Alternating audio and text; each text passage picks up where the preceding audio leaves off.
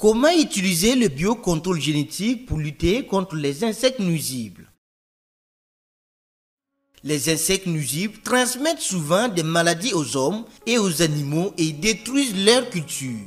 La lutte contre ces parasites peut améliorer la santé humaine et augmenter la production agricole. Les insectes nuisibles sont souvent combattus en lâchant dans l'environnement d'autres insectes qui tueront spécifiquement les nuisibles. Cette méthode de lutte contre les parasites est appelée lutte biologique. Elle est respectueuse de l'environnement car elle réduit la dépendance à l'égard des insecticides chimiques et ne cible que les insectes nuisibles. Le biocontrôle génétique est un type de lutte biologique dans lequel les insectes relâchés sont de la même espèce que le ravageur, mais avec des différences génétiques et des traits critiques qui affectent leur reproduction, leur durée de vie. Les insectes libérés transmettent les caractéristiques génétiques aux insectes nuisibles dans le champ, ce qui entraîne la stérilité ou la mort prématurée des nuisibles et une réduction de leur population. Le biocontrôle génétique est largement utilisé dans le monde pour lutter contre de nombreux types d'insectes nuisibles. L'Afrique utilise depuis longtemps la lutte biologique et le biocontrôle génétique. L'une des premières démonstrations de biocontrôle génétique a été l'élimination locale des mouches tsetse dans une région de Tanzanie il y a 80 ans.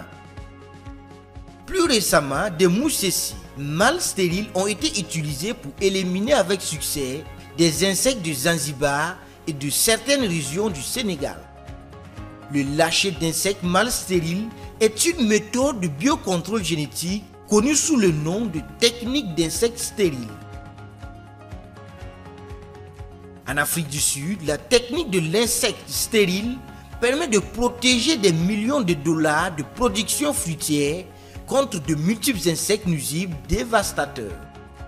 La technique de l'insecte stérile a permis d'éliminer des dizaines de milliers de kilomètres carrés de Libye, un insecte ravageur invasif du bétail appelé ver de la vie. Bien que le biocontrôle génétique ait connu de nombreux succès, la plupart des technologies actuelles, telles que la technique de l'insecte stérile, nécessitent un lâcher régulier et continu d'insectes dotés de caractéristiques génétiques uniques pour parvenir à un contrôle durable des populations d'insectes nuisibles. Les progrès de la génétique et de la biotechnologie élargissent les possibilités d'application du biocontrôle génétique en fournissant des méthodes plus durables de lutte contre les insectes nuisibles. Le premier lâcher expérimental des moustiques génétiquement modifiés en Afrique a eu lieu au Burkina Faso en 2018 dans le cadre d'un effort de développement du biocontrôle génétique des moustiques. Des efforts fructueux pour créer des moustiques génétiquement modifiés sont également déployés en Tanzanie. Ces nouvelles approches basées sur la biotechnologie permettent aux traits génétiques portés par les insectes relâchés de se répandre rapidement ou de se propager dans la population de ravageurs ciblés par un processus appelé guidage génétique. Le biocontrôle génétique par guidage de gènes peut être durable et efficace dans de vastes zones éloignées, ce qui permet de réduire ou de modifier génétiquement les populations d'insectes nuisibles. Le guidage génétique diffère d'autres techniques génétiques de biocontrôle, telles que l'insecte stérile, dans la mesure où les caractéristiques génétiques sont transmises aux insectes nuisibles de génération en génération, ce qui réduit la nécessité d'une dissémination continue. Si elles sont utilisées contre les moustiques transmettant le paludisme aux humains en Afrique, les technologies de guidage génétique pourraient fournir de nouveaux outils précieux nécessaires à l'élimination de la maladie.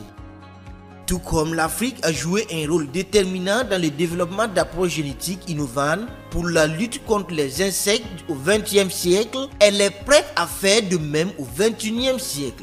La poursuite des essais et de la mise en œuvre de la technologie du guidage génétique peut faire de l'Afrique un leader mondial dans ce domaine.